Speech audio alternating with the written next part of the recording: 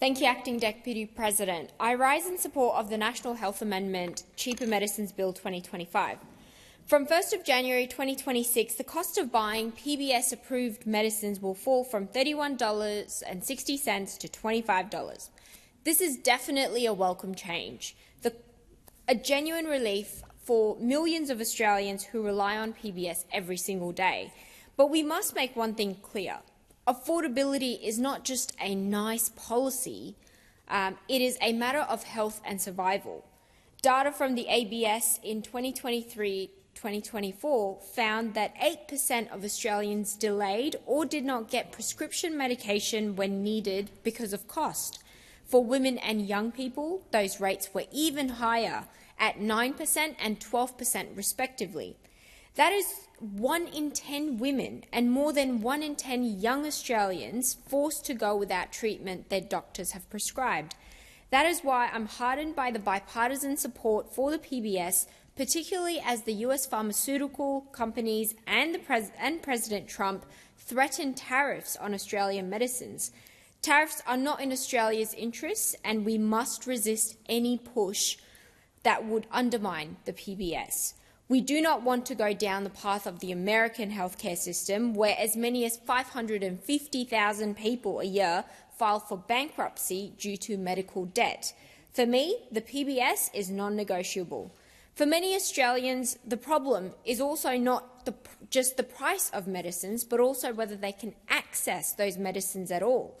According to the TGA's Medicine Shortages Report database, as many as 373 medicines were in shortage in August this year.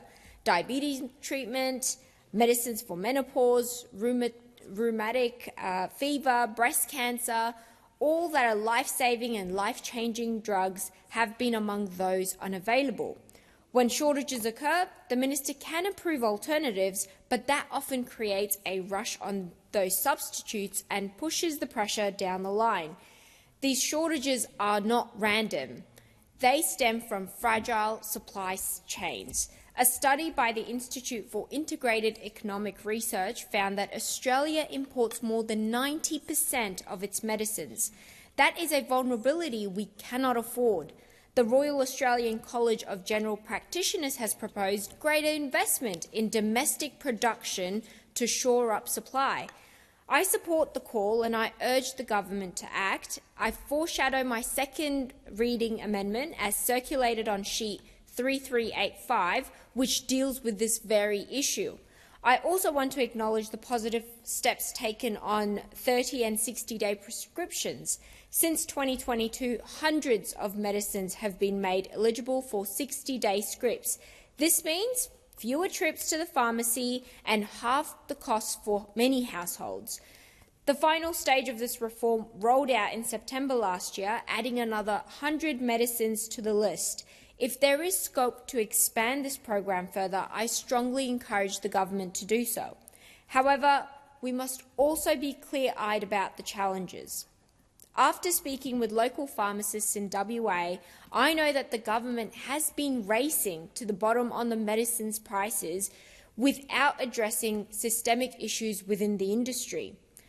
Doctors are not always aware of which medicines are out of stock, so patients leave with prescriptions they cannot fill at pharmacies. They are then often forced to return to the doctor, often at extra out-of-pocket costs, just to find another treatment plan. If a cheaper generic is unavailable, patients are forced to pay surcharges for premium brands through no fault of their own. Pharmacies, meanwhile, have been stockpiling medicines to meet the demand from the 60-day scripts, which in turn worsens the shortages. We also see absurdities in the system. Spren is available under the PBS for closing the gap customers, but no other brands of low-dose aspirin are covered. When Spren goes out of stock, patients are left stranded. Wholesale prices for some antibiotics can be just a couple of dollars, but if dispensed as a private script, they cannot be counted towards the PBS safety net.